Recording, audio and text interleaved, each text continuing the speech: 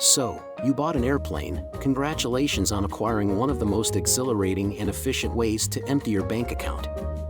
All that while attempting to convince your spouse that owning a plane is actually a highly efficient mode of transportation. Granted, you could have bought a boat. Arguing that your plane is efficient compared to a boat is probably a good strategy to use with your spouse. In your plane, you can go several hundred miles in a few hours.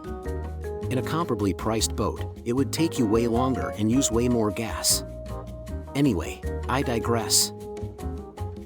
Now that you own your plane, you probably also acquired a hangar in which to keep your precious aircraft. This is almost universally true if you live in the half of the country that gets a reasonable amount of devil's dandruff, aka snow. But how do you get that fantastic new efficient mode of transportation in and out of your new hangar? If you look at what came with your plane, you probably have a flimsy tow bar. Using this to move your plane is similar to using one of those hotel toothbrushes.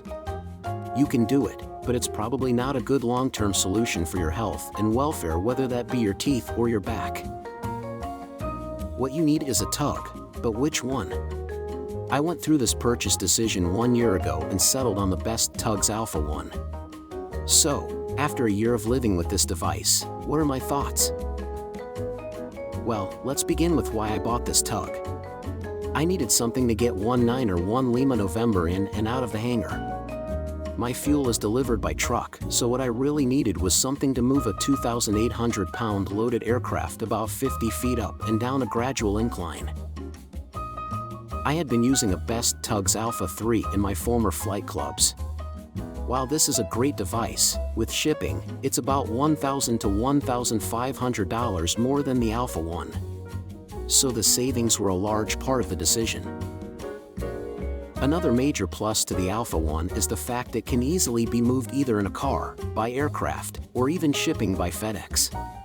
The device folds up into a compact package that would fit in 19 or 1 Lima November's luggage compartment and can remain attached to the nose wheel, folded.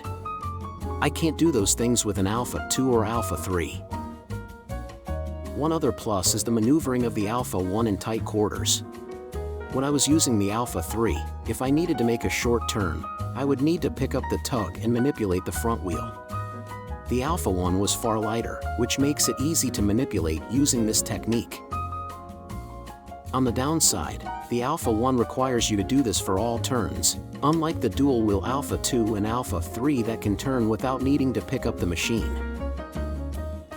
The Alpha 1 also requires you to bend over to connect the device rather than using a handle conveniently located on the side of the device. The biggest concern with the Alpha 1 is the lack of weight of the machine in snow.